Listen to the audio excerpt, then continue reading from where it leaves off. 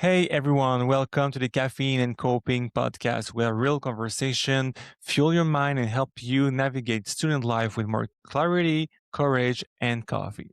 Today we had a very interesting conversation with Olivier Dionne. He's a psychotherapist and his expertise within couple therapy and familial therapy.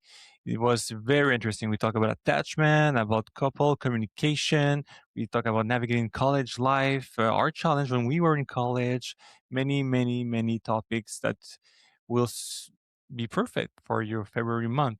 So if you like this episode or just want to support us and help us grow, hit like, subscribe, and leave a quick comment or rating. That really make a huge difference to make helping other students discover this conversation. So, all right, let's dive in. And today we have a great conversation with Olivier Dionne.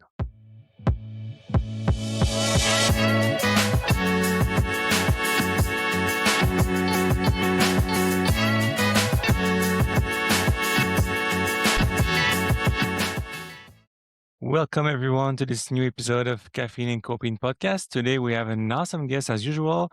It's Olivier Dionne. He's a psychotherapist. He also have studied in social work and he has a thriving practice in couple therapy and many other aspects. And I won't talk too much. I would just want to let him introduce himself because we're going to have today a very interesting conversation about couple therapy, uh, how attachment influence ourselves, our relationships, and different topic amongst that. So, Olivier, how are you doing? And I just want you to introduce yourself. I'm doing well. Nice to talk to you, Karim. I think it's maybe good for people to know that we were colleagues also, teaching in CEGEP together. And I think you've introduced myself already. You've introduced me already. I'm a couples and family therapist, social worker. I've worked in mental health for about 10 years before starting my own practice in couples and family therapy here in Sherbrooke. And yeah, that's what I do, and I enjoy it very much. And I'll be happy to share what I know and answer your questions today. Good. So, I have, but first, for clientele or for clientele for students to understand, what is a psychotherapist? Because there's psychologists, there's psychotherapists. What is Mhm. different between all those professions so people can understand what you do? Okay, so the first thing to know is that a psychologist practices psychotherapy. So a psychotherapist is someone who has been given permission to practice psychotherapy by the order of psychologists. So we're practicing the same thing. So what I do is the same thing that a psychologist might be doing. Uh, and social worker is someone who can practice social work, but not psychotherapy. So it's different. You call it psychosocial intervention. It can look, sound, feel, taste like it, uh, uh, but you can't call it psychotherapy. And generally, psychotherapy is goes deeper. You touch on trauma. You touch on the deeper psychological mechanisms that work in someone's life. And when you do the psychosocial intervention, it's more about okay, what's the person's situation right now? The different spheres of functioning in their life, social, like the people around them, financial, and all of these things, health, and personal development, and all of that stuff. So it's a different approach, um, but both can be very useful in their own way. Yeah, and as you say, you can go deeper in attachment and trauma and different aspects that kind of forge how we behave and how we enter in our relationship today.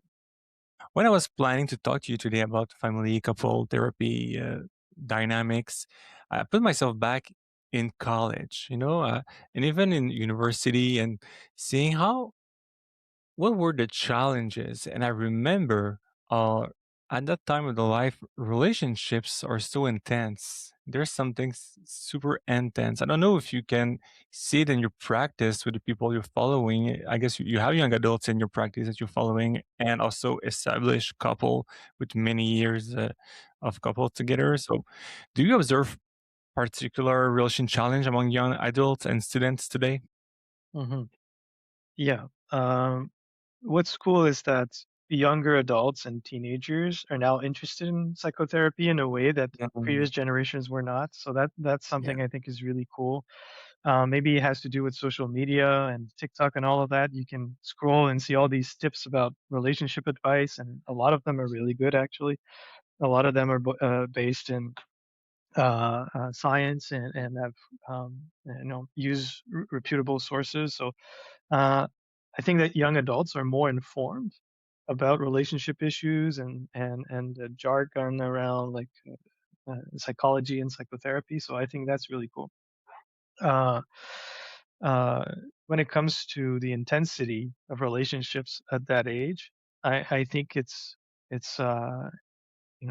the teenage years and becoming a young adult, this process of differentiation, becoming your own person, figuring out who you are, just for yourself and in relationship to other people, it's always been a thing, right? Since Mhm. forever, it's been a rocky period in development since forever, and so it makes sense that if you bring two young adults together that are trying to figure themselves out, and then you put them together to try to build a relationship.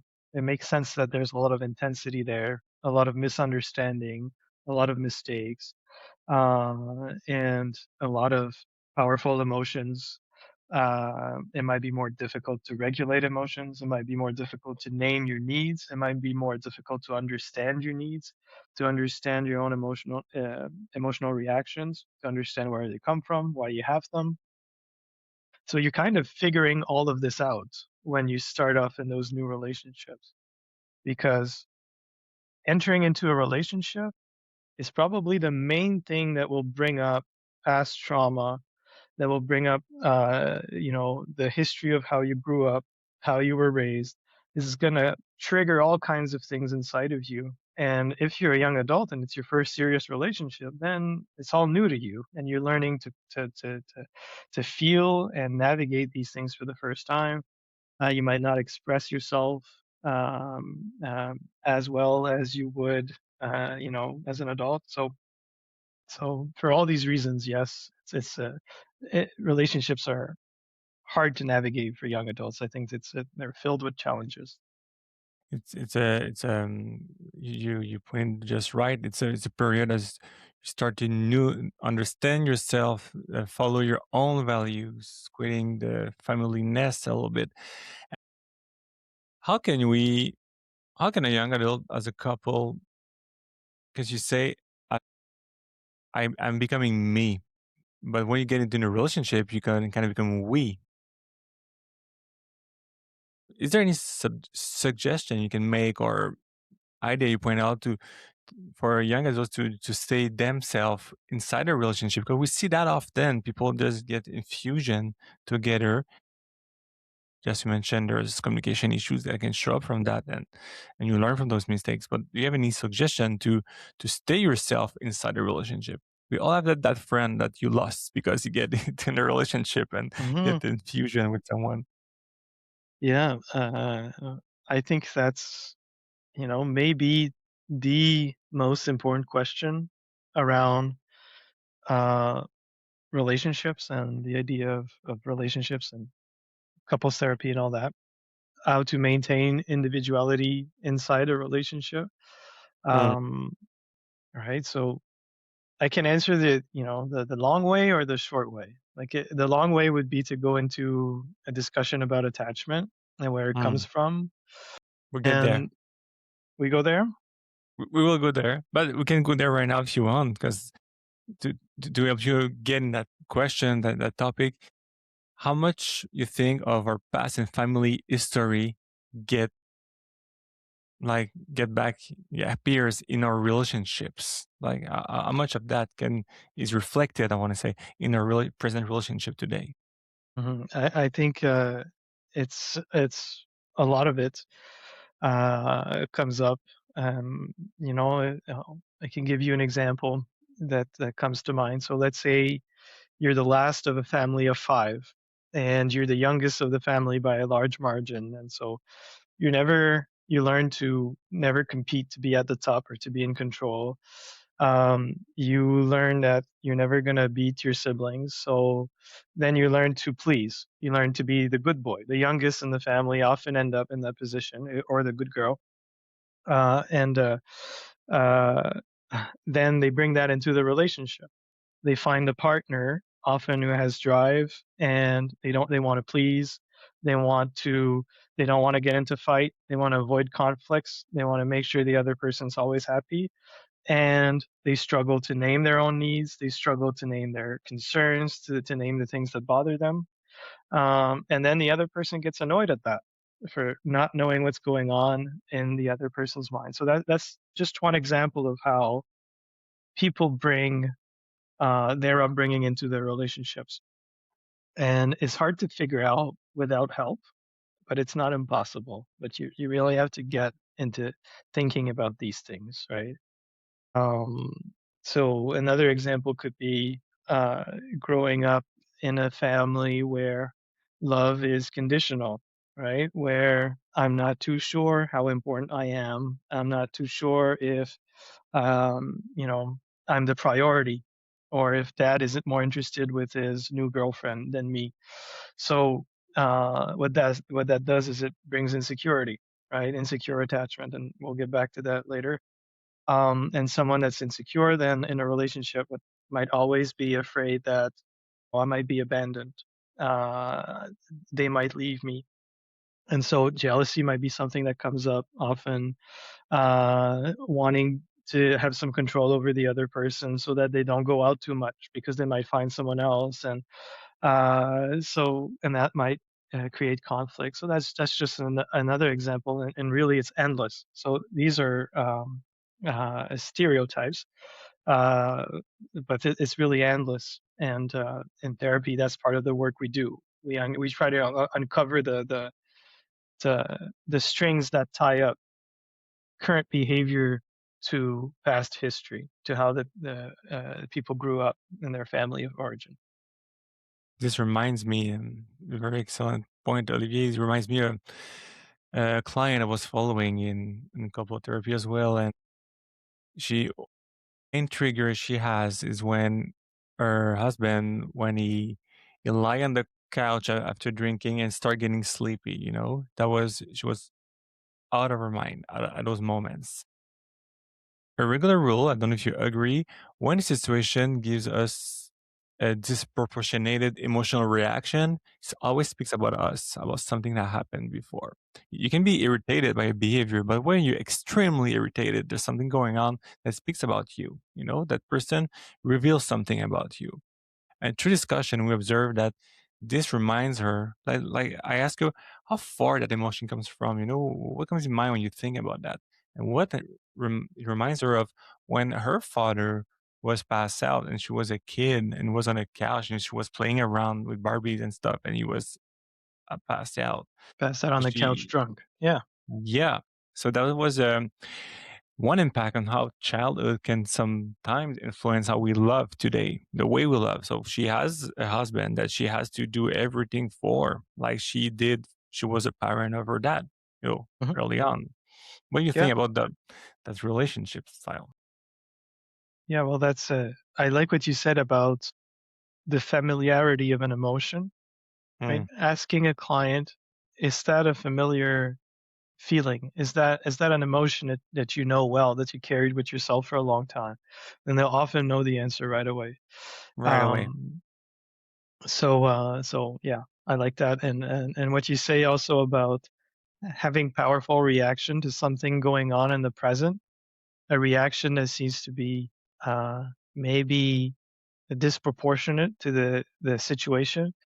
It tells you something about yourself. Yeah, that's for sure. I really like that, and it takes courage to want to face that and to investigate uh, your own, your own reactions, as opposed to blaming the other person. Yeah. So if I say, Olivier, is love enough to make a couple thrive, you think? I think it's a big part of it. I think it's important. Um, and is it enough? No. Is if that's all there is, no, it's not enough. Uh, but if it isn't there, it's a problem, I think. When we say love, we're talking connection. How can we define this? Uh, that's What is love, Olivier? I think I really want to be careful to differentiate between um I don't know what the word is in English, but coup de foudre. What's that in Yeah, English? Do you know? I'm being struck.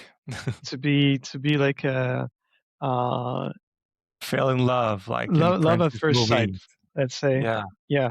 So uh I'm to me there's love can be built. I'm not saying that you need to find someone and it's like, oh, we're soulmates and we're deeply in love and all I can do is think about her or him or them and it's the it's going to be forever and just like in the movies. That's not what I'm talking about. I think Mhm.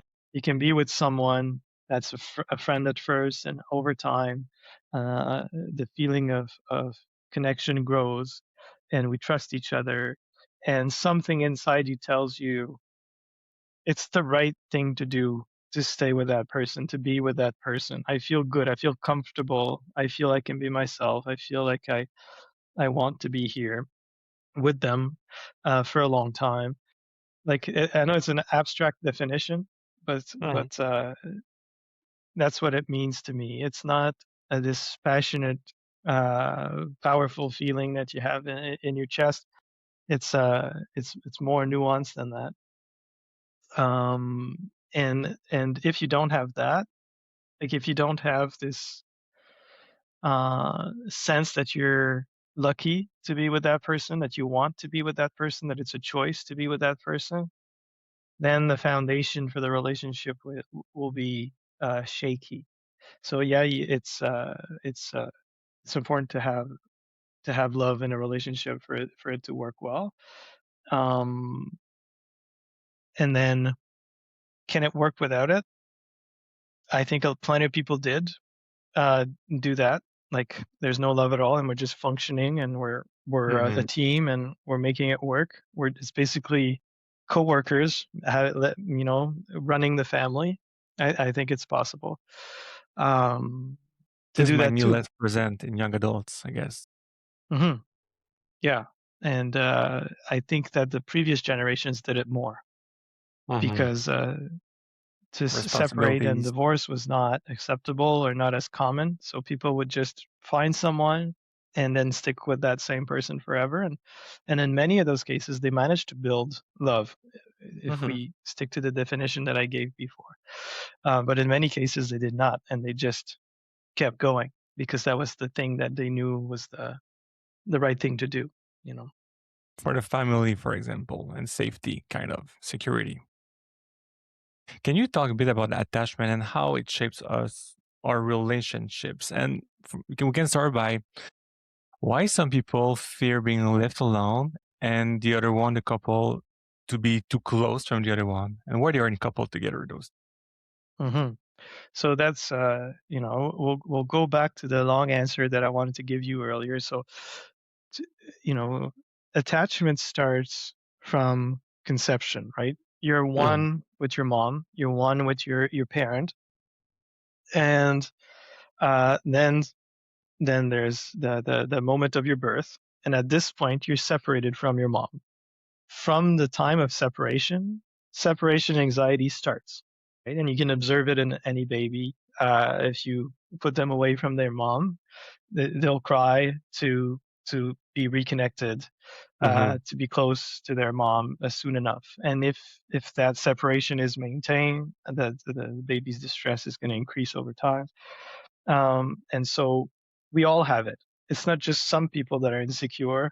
We all have a level of insecurity, every human being, in terms of attachment, in terms of being afraid of loneliness, being afraid of never being loved and cared for. It's a universal human condition.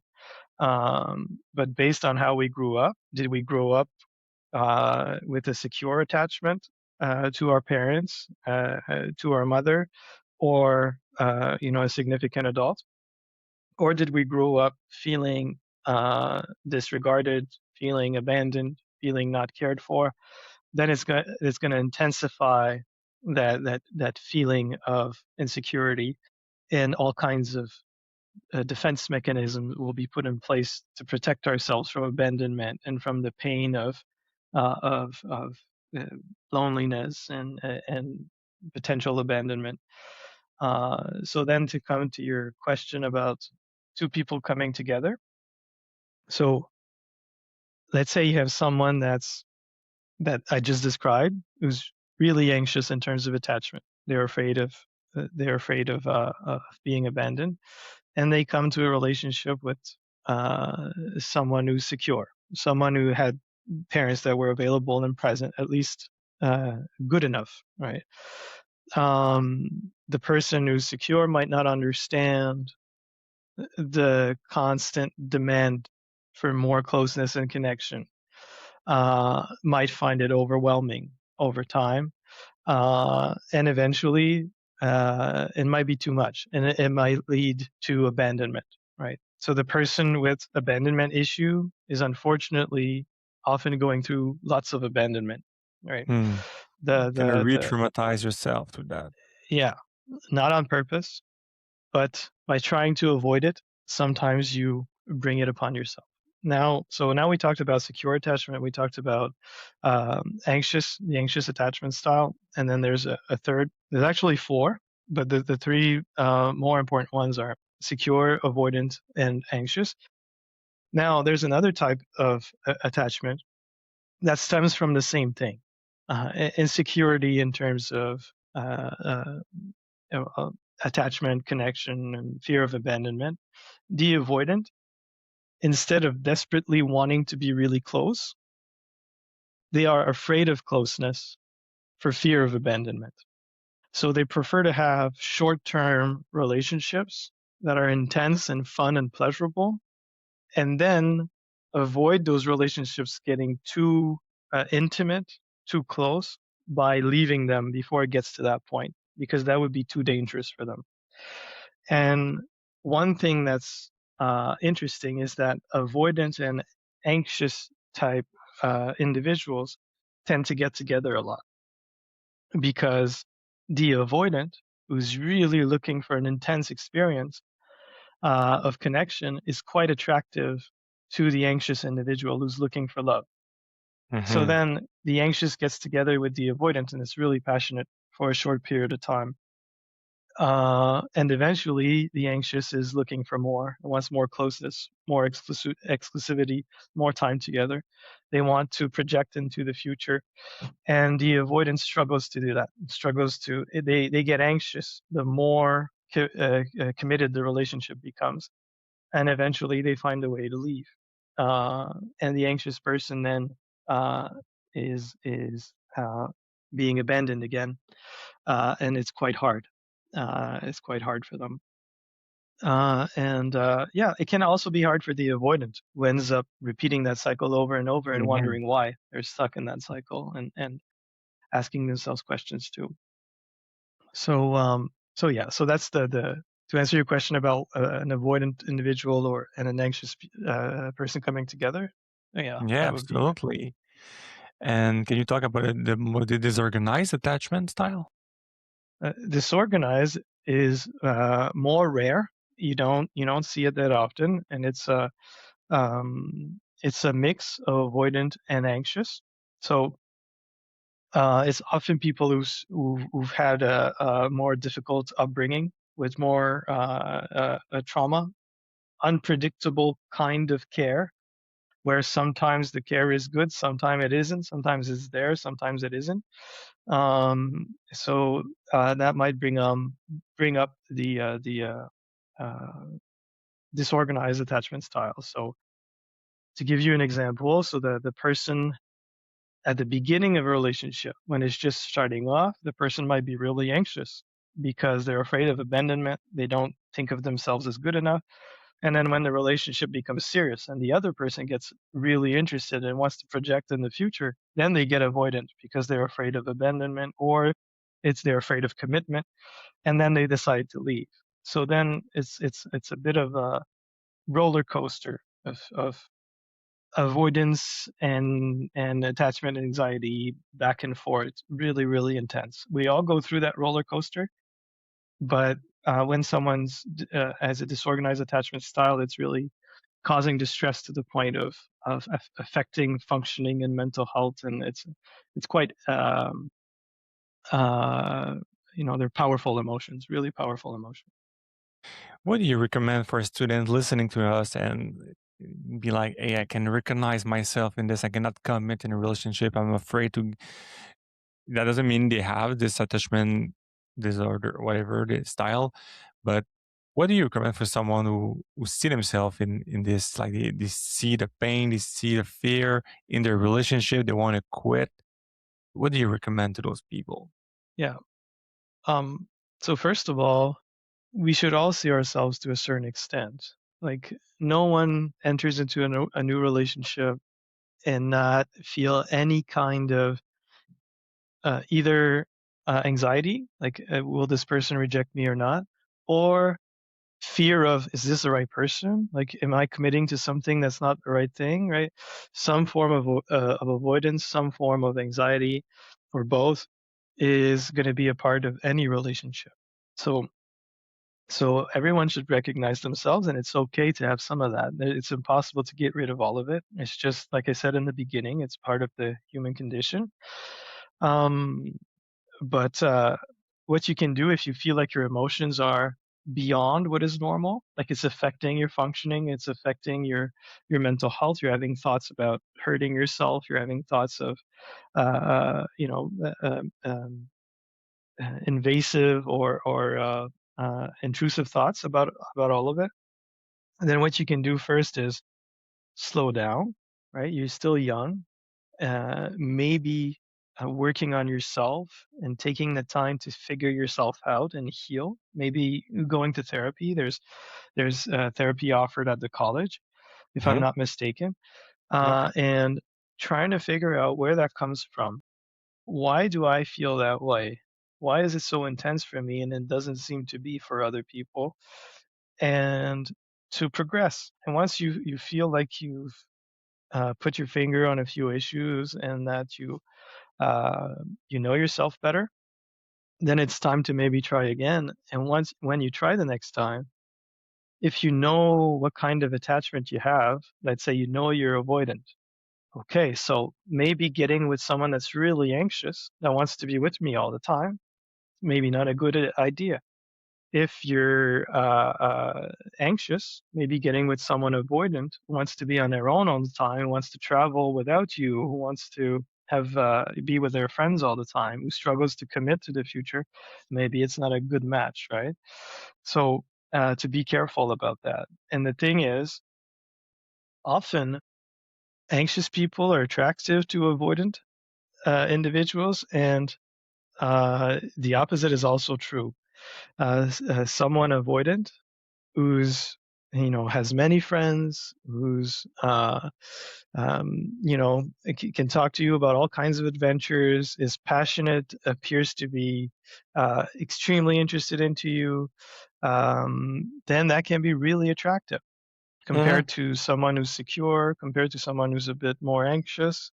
um, it might be less attractive to go towards these kinds of people. So and I know I'm labeling people like the anxious, the avoidance, the this, the that. Yeah, but That might sound a little weird, but these things are fluid, meaning that someone can be avoidant for a period of their life, and then you can be secure at other times, depending on who you're with, and then you can be anxious depending on who you're with, right? Someone that's secure that ends up dating an avoidant, someone that has avoidant tendencies, all of a sudden might start to feel really anxious because the person mhm. doesn't appear to be really available. Um, so yeah, so those labels are not hard labels that you should stick stick to yourself forever. But it's good to know your tendencies. So are you saying that we can change our attachment style through the relationships? Yeah, It's possible to change them, yeah? yeah, definitely. Someone anxious with someone secure who's available, patient, not freaked out by the demand for connection can help someone get to a secure point over time without that anxious individual needing to get therapy. Right? It's possible for sure. Okay. So what you're saying is, but like the same we do in therapy, like with recreating a positive, secure, safe relationship, someone, the, the alarm in the brain can stop ringing at some point. But is it possible without that self awareness, just through that connection? I think so. Nice. Um, Interesting. yeah, I do think that relationships can heal, but relationships can damage as well. All Hmm. right. So relationships are going to heal if they're healthy. And sometimes if you're not to a point where you can be in a healthy relationship with someone, then you're not going to find a healing relationship. So the answer is yes, but it's with the caveat of if you're too if you're struggling too much with past trauma, it'll be hard to find the right relationship that can heal you. So you have to take care of that maybe. What do you think breaks more couple today? Infidelity or emotional avoidance? Emotional avoidance for sure. Um, and avoidance is not only like depends how you define it. Like yeah, Being go ahead. disconnected from your partners, Yeah, I think bottle up, keep it inside, not talking. yeah. So I think infidelity is mm, rarer. Like you don't see it as much, but it's a lot more potent. Like it's going to destroy a relationship in one Hmm. hit. Like it's a uh, cataclysmic event in a relationship. While emotional disconnection and distance and avoidance is insidious. Like it can seep into any relationship, Hmm. and it's everywhere. It's in most long-term relationship are going to have phases where there's more distance and disconnect. So I think that by far emotional avoidance has destroyed many more relationships than infidelity.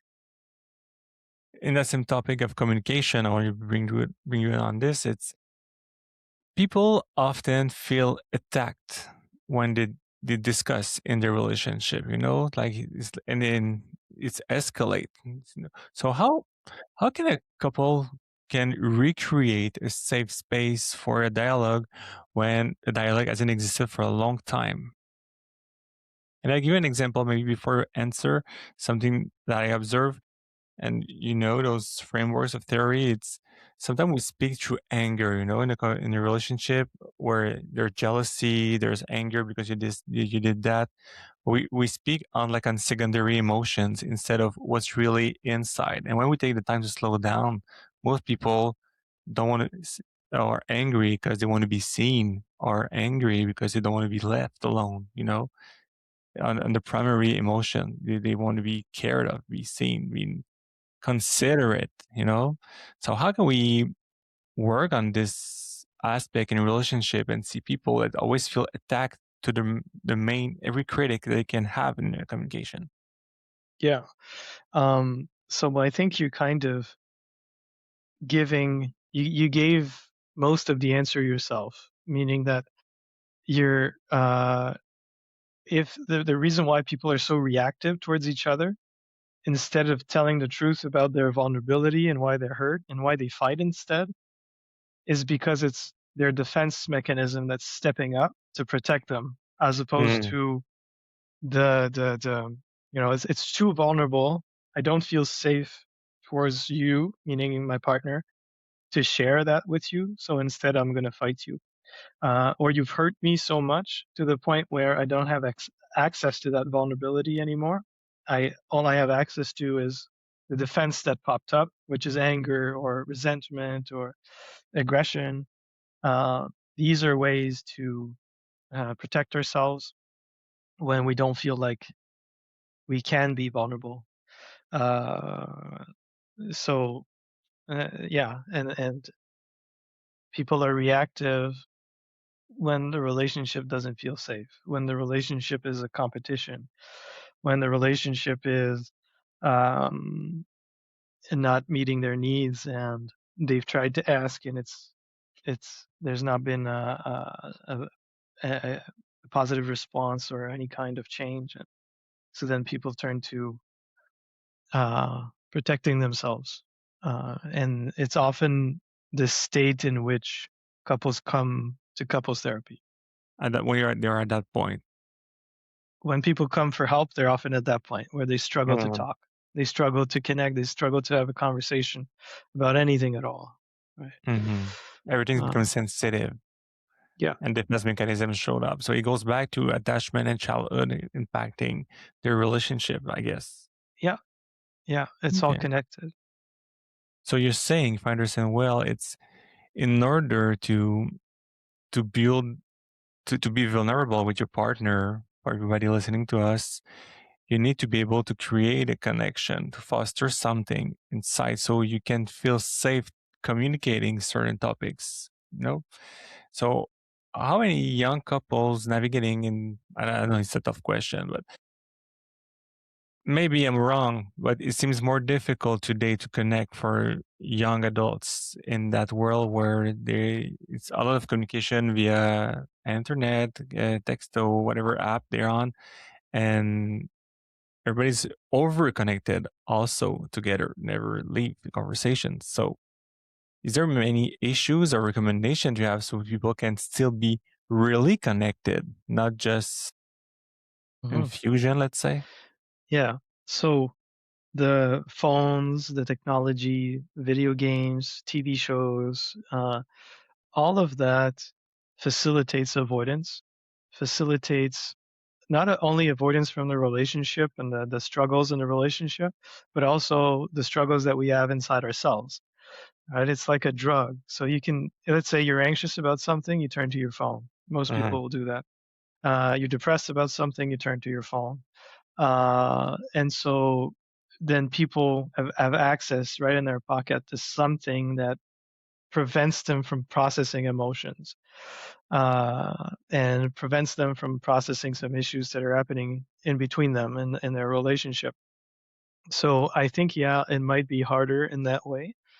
There's kind of one more challenge, but it's easier in another way because I feel, like I said in the beginning, I feel like young adults are more literate about what's healthy communication, what's a healthy relationship, what it should look like, what it should feel like. Well, if you go back a few generations ago, that template wasn't as clear, and I think people were putting up with more crap. Uh, so, uh, and it's not, obviously it's not universal what I'm saying. Like some people are putting up with quite a bit of crap nowadays too.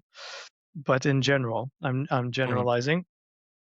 So yeah, I think it's a challenge, that the technology can be in the way.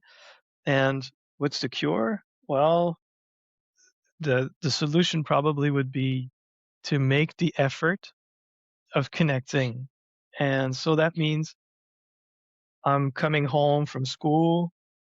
I just want to drop everything down and go on YouTube or play some games. But I see my partner is there and she's still mad from, or they're still mad, or he's still mad from last night. I'm not going to drop everything and go play my games. I'm going to go sit with them and ask what's up. Right? Mhm.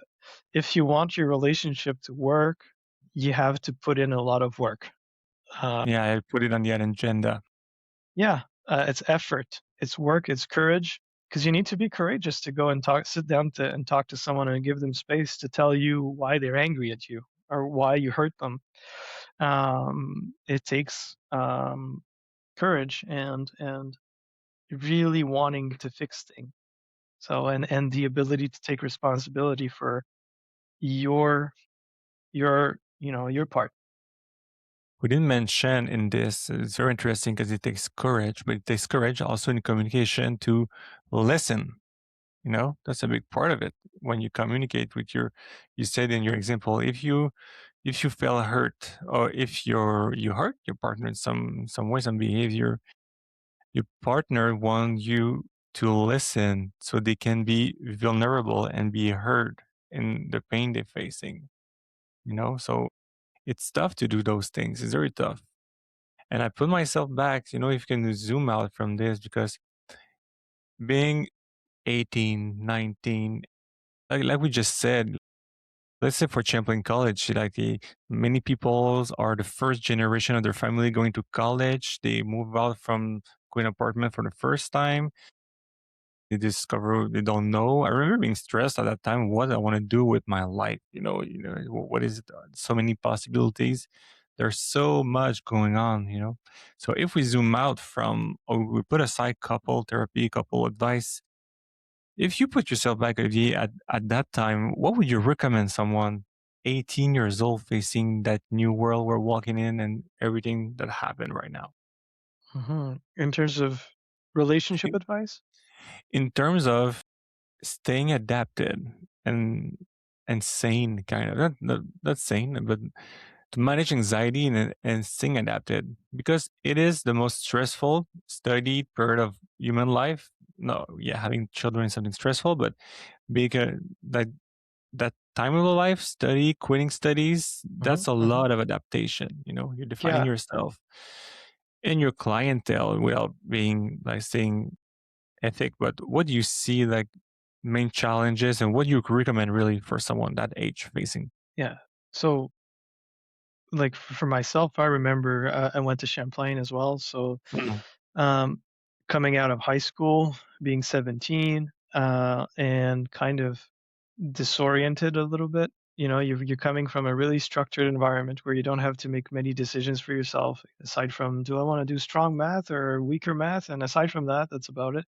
mhm, In college, you have to kind of figure out what do I want to do for the rest of my life, which is a scary proposition.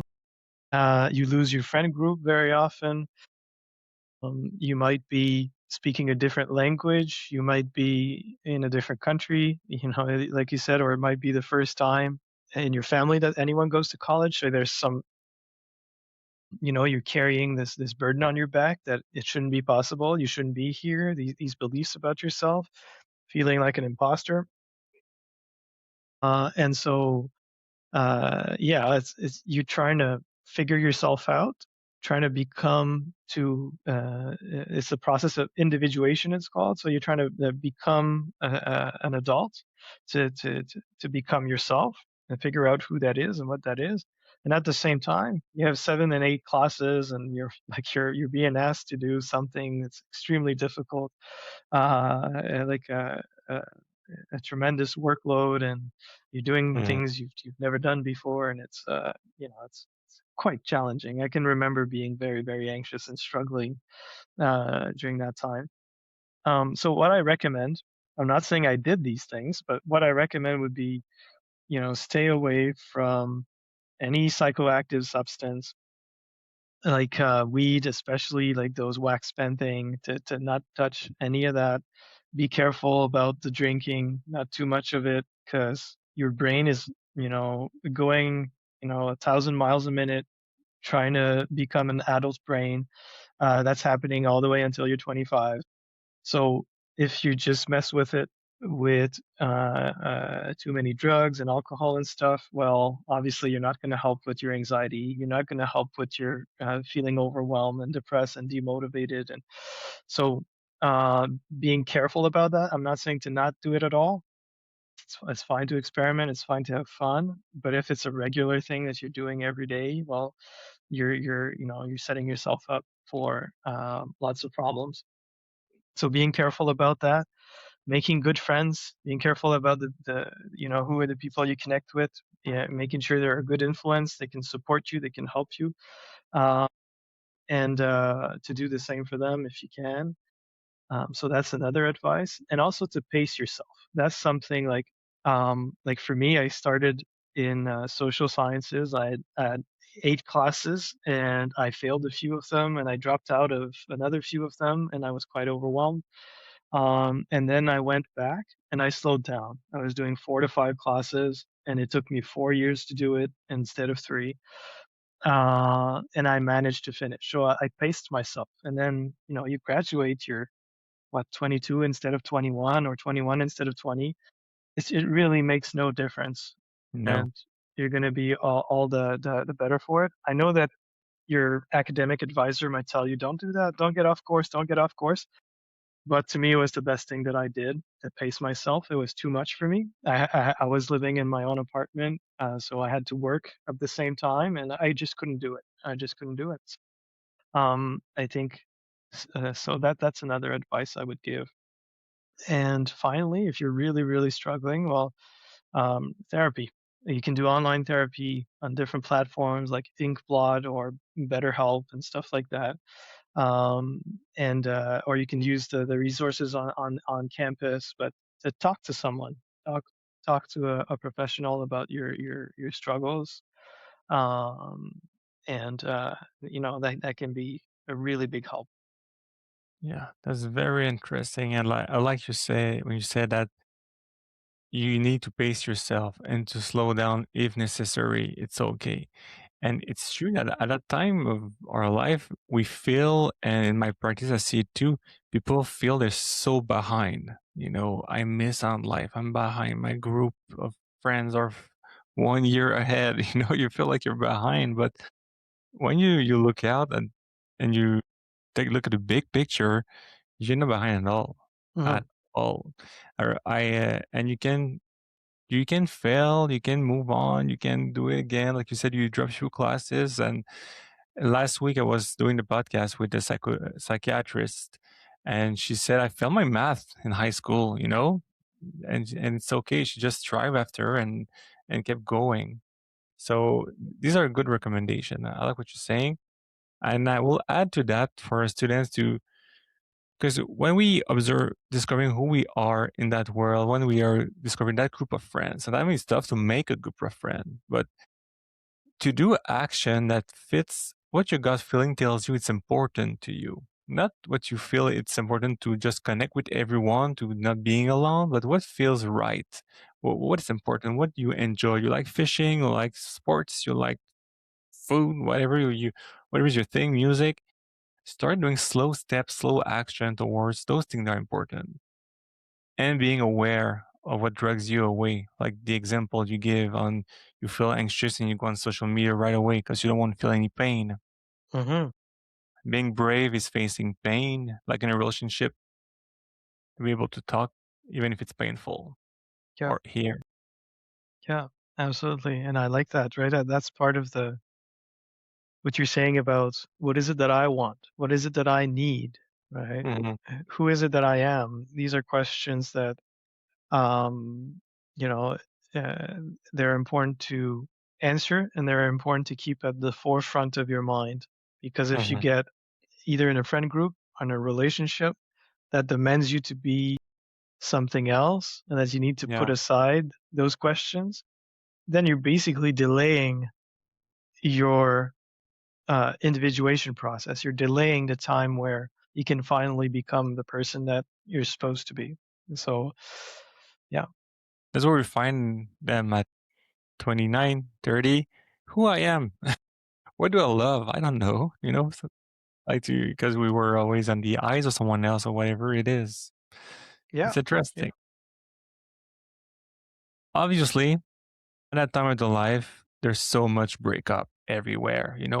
Your boyfriend, girlfriend, people you were with on high school, you in college, you're from another city. Try to keep it together. Unfortunately, it doesn't work out. It happens a lot, and it's part of the transition and becoming yourself. It will be a tough question, Olivier. But what do you recommend for someone that to move through the grief or the breakup? To Yeah. to to move So, through that. yeah, my answer might not be very popular. Don't So, say ice cream and tequila, please. yeah, that too. Like in the Uh, movie. that could work. So I think that grief is not pathological, Mm-hmm. and being hurt from having been abandoned or a breakup is not pathological. I think that anger, sadness, even feeling desperate, feeling like there's no more hope, it's the normal reaction to a very, very difficult situation. So the reason why I say you might not like my answer is because the main thing that will do it for you is time. Mm. It's just surround yourself with the right people. Try not to isolate, but at times you might need to be alone. Try not to hurt yourself by making bad decisions, um, and try to move on by doing, going to class, or doing sports, moving around, spending time with friends, and over time, you're gonna chip away at that grief. Over time, you're gonna integrate it. Talking about it, obviously, to a professional can be helpful, or talking about it with friends can speed up that process a little bit. But it takes a lot of time, and it's really painful, whether it be losing someone, like literally losing someone, or a bad breakup. These are just painful, and there's no way to get around it. And if you find a way to really get around it, like tequila and ice cream, it's probably not good, because then you're just pushing the problem further away, and you're gonna have to deal with it eventually. Good answer. And this has been studied though. If you put your energy not to feel and think about something and you don't want to feel a thing, this takes more space inside of you, and anxiety rise. The more you try to push it away, the more it comes back. And there's I don't know, in the training I had at some point, he said, why will you, let's say you have a hard breakup because you love that person. The pain you feel as sadness comes from the importance you attach to that person. So the pain comes from love, It's something very important. So why would you throw that love away, That is your body, your whole soul signaling you that there's something important there to you. Yeah, Basically, emotion have all the function, anger, you have to defend yourself, fix limits, sadness, it slows you down. You need to reflect and stay together with people you care. yeah. You have to listen to them. It's like that movie, Inside Out, Yeah. from Pixar, where that little girl Riley has these emotions in her mind, and sometimes they take over. Well, you these emotions, they have things to tell you, and it's okay to have conversations with them, a back and forth conversation with them, of uh, what is it that you're trying to tell me, kind of thing. And Mm, you'll often get the answer. You'll often know the answer intuitively of what those yeah. emotions are trying to communicate. These are all tools. So what you're saying is navigating college life is being self-aware. Listen to those emotions. Listen to those cues when you trigger in your relationship, just to be aware of what's going on. Does it speaks about me? Can I just breathe in and out to slow down academically, but also in my relationship, just to take the time to feel those things, even if it's uncomfortable? You're saying doing this, the outcome is always better. I'm saying, uh, I think, getting into relationships. I'm not sure if that's what you're asking, but uh, getting into relationships, even though it might be really hard at that age, uh, even though there might be more struggles than there would be later on, it's going to be a mine of information for you. You're going to learn about yourself, yourself individually, yourself in relation to other people, and you're going to grow through those relationships. To unless the relationship really is like completely unhealthy and violent, or abusive, obviously you're not going to Mhm. learn much about yourself. You're probably going to get hurt. But most relationships, even if they don't end well, even if they don't go very far, even if it's really painful when it ends, they're a necessary stepping stone to to become that person that can find a healthy relationship. or the right relationship. Yeah. I had a teacher that told me in the past, through pain, there is consciousness. And that's where it comes from. You remember very well when you were 5 years old and you fell off your bike. You remember it was a sunny day or not. You remember everything from that event. So it's same in a relationship. Through that pain, you remember what you want, what you don't want, what happened to you there. Yeah. I have two Yeah. last questions for you. I don't want to hold all your time, but if there was one simple habit like a couple could start practicing this week, listening to us, what would it be, you think? Hmm. I don't have many of those cookie cutter type of exercises to give to couples because what I ask them to do is often tailored to their specific issue. Mhm. But if I was to give one, would be the simple one of, and it's a cliche, but having scheduled time, and if not scheduled, at least a habit. Let's say the habit of eating together every night, where we're checking in with each other. We're having a conversation about how we're doing, how we're feeling, and what we need, what we want, what's coming up. Um, so to stay connected, to Mm, not lose that. You asked a question earlier about emotional avoidance and disconnection and distance. And my answer was that it's everywhere, and it's a problem that every couple has to address and to be aware of.